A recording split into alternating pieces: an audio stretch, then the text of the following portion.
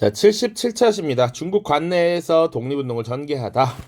우리 지난 영상에서 1930년대 전반에 만주 지역에서 있었던 한중연합작전 그리고 항일 유격대 활동들을 살펴봤고요. 이제 중국 관내의 활동을 보겠습니다. 자, 1번 보도록 하기 전에 이전차의 진단평가 보도록 하죠. 1번 남만주 일대에서는 양세봉이 이끄는 조선 혁명군이 중국 의용군과 힘을 합쳐서 영릉과 흥정성에서 일본군을 추격했다. 동북인민혁명군은 사상과 관계없이 모든 반일 세력을 받아들인다는 원칙을 세우고 동북 항일 연군이라고 하는 단체로 확대 개편하였습니다. 자, 개념 정리 보도록 하죠. 우리 임시정부에서 많이 다뤘습니다만 한인애국단의 활동이 나와 있습니다. 중국 관내에서 형성이 됐기 때문입니다. 자, 첫 번째 한인애국단 보시면 배경은 국민대표회의 이후에 대한민국 임시정부가 위축되었다라고 하는 것. 그리고 만보산 사건으로 한국인과 중국인의 이 갈등의 골이 생기면서 반일 운동을 펼치는데 우리가 중국 땅에서 하고 있으니까 중국의 협조를 받아야 되는데 그게 굉장히 어려웠다라는 것이죠. 자, 국민대표회의는 1923년이었고 그 이후에도 이승만을 탄핵한다든지 박은식을 선출해서 헌법을 고친다든지 이런 것들은 있었지만 주요 임시정부의 인사들이 많이 이탈했기 때문에 세력이 완전히 약화되었고 위축될 수밖에 없었던 것이죠. 그래서 1931년에 이 김구 선생이 이러한 문제를 해결하기 위해 만든 것이 한인 애국단입니다.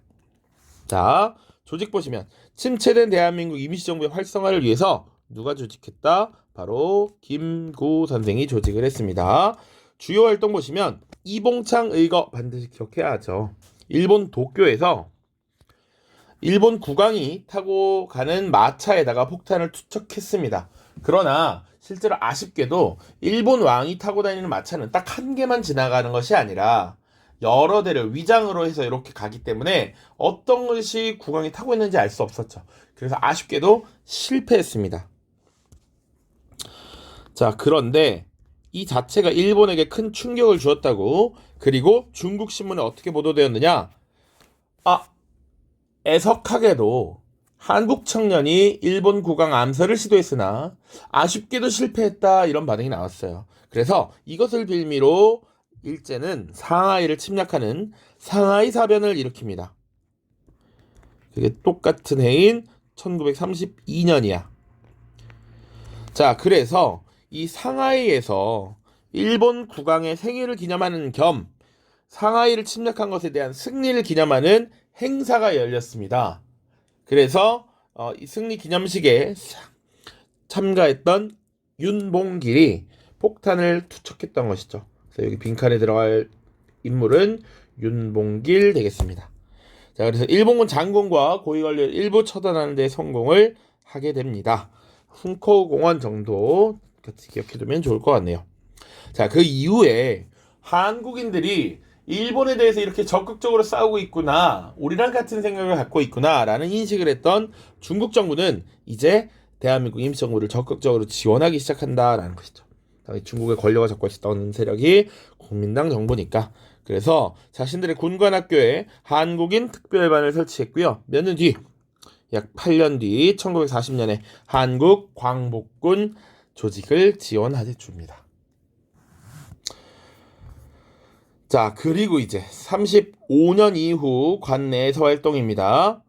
자, 민족혁명당으로의 통합운동이라고 나와 있고요. 여기서는 흔히 말하는 빨간맛 사회주의 계열 그리고 민족주의 계열이 모두 통합하려고 한다. 누가 참여하지 않았다. 김구가 참여하지 않았다. 요 정도. 배경 보시면 일제가 1931년 만주국을 세우고 만주 사변을 일으키고 그 다음에 만주국을 만들면서 만주 지역을 점령하자 만주 지역에서 독립운동을 벌이기 어려웠던 독립운동 세력이 관내로 이동을 하게 되는 것이죠. 그래서 다양한 독립운동 세력이 지금 중국 본토에서 섞여 있었는데 그것들을 통합해야 한다라는 움직임이 벌어졌던 겁니다. 자, 그래서 만들어졌던 단체, 통합단체가 민족혁명당이고요. 1935년에 만들어졌습니다. 민족주의 계열과 사회주의 계열의 연합이었고, 기존에 김원봉이 만들었던 의열단을 중심으로 결성됐습니다. 그러니까 이 단체의 리더는 김원봉이다 정도 생각하면 돼.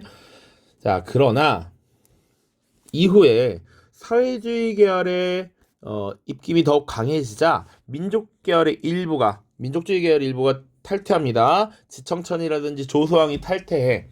그리고 사회주의 계열의 다시 연합단체가 만들어집니다. 그것이 조선민족전선연맹이다.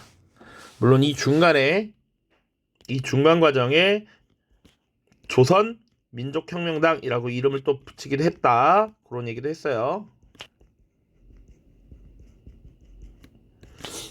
자, 그래서 조선민족혁명당을 중심으로 조선민족전선연맹을 결성했고, 여기는 사회주의 계열의 통합이었다. 이때까지는 아직 김원봉이 여기 있습니다. 김원봉. 그리고 하나 더. 이 산하 부대로서 조선의용대라고 하는 것을 만들죠. 조선의용대 밑에 4번에 나옵니다. 자, 반면 이 민족혁명당 결성에 참여하지 않았던 김구 선생은 한국국민당을 별도로 만들어서 임시정부를 끝까지 지켰다라는 겁니다. 자, 대한민국 임시정부는 1935년에 이미 그 전에 있었던 윤봉길 이후에 활력을 되찾았고 근거지를 이동할 수밖에 없었다. 자, 그래서 한국국민당이라고 하는 정당이 만들어지는데 민족혁명당에 참여하지 않았던 김구가 조직했고 임시정부를 이끄는 여당의 형태로 등장한다. 그리고 이 한국국민당을 중심으로 민족혁명당에서 이탈한 여러 세력들이 힘을 합쳐서 한국광복운동단체 연합회라는 걸 만듭니다. 그래서 김구가 이끌었던 한국국민당, 조소왕의 한국독립당, 지청천의 조선혁명당, 미주 대한인국민회 등등 여기는 민족주의 계열의 통합이 이루어졌다라는 것이죠. 그리고 이 임시정부는 나중에 충칭에 가면 한국독립당이라고 하는 하나의 정당으로 통합됩니다. 자, 라스트 이제 조선의용대 볼 텐데요. 조선민족전선연맹의 군사조직이라고 볼 수 있겠습니다. 자, 요 개념 기억하시고 중국 국민당 정부의 지원을 받아서 조직되었다. 그러니까 중국 국민당은 당시 중국의 권력을 갖고 있었던 일종의 여당이었기 때문에 당시 한국인들의 독립운동을 적극적으로 후원했습니다. 한국인과 힘을 합쳐서 일본과 맞서 싸우는 것이 더 유리하다라고 판단한 것이죠. 그래서 지금 여기 나와 있는 사회주의 계열의 조선의용대 이것도 협력을 하고요.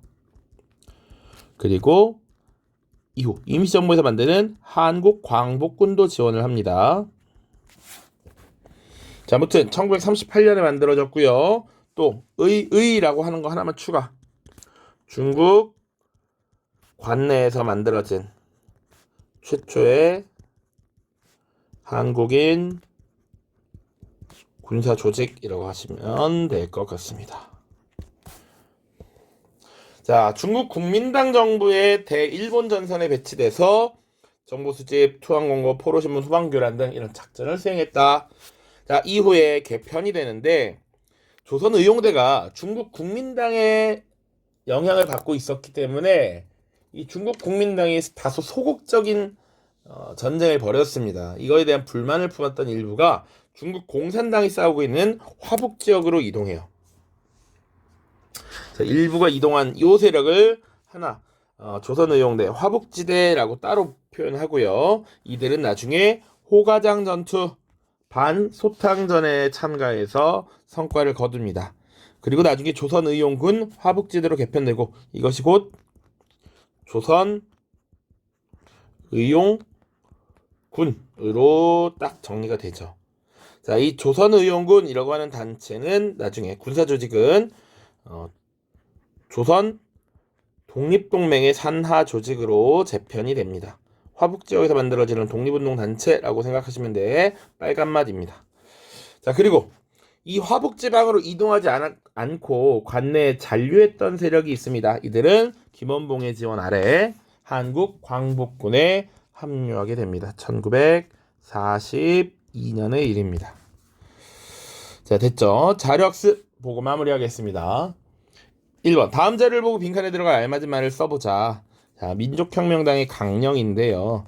자, 일본의 침탈 세력을 박멸하여 5천년 독립자주해온 국토와 주권을 회복하고 정치, 경제, 교육의 평등의 기초를 둔 민주공화국을 건설하여 주로록 나와 있습니다. 30년대 일제의 중국 침략이 본격화되자 사상과 이념을 총괄한 민족 통일 전선의 필요성이 제기됐고 의열단을 중심으로 여러 정당이 연합하여 무엇을 결성했다? 민족 혁명당을 결성했다. 2번입니다.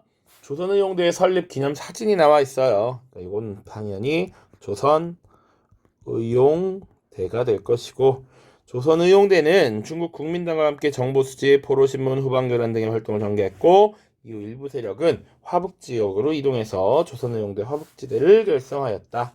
이 정도 보시면 되겠습니다. 자, 오케이. 다음 영상에서는 이제 3단원 마지막 건국을 준비하는 여러 독립운동 단체 노력들 살피도록 하겠습니다. 모두 고생 많았습니다. 안녕.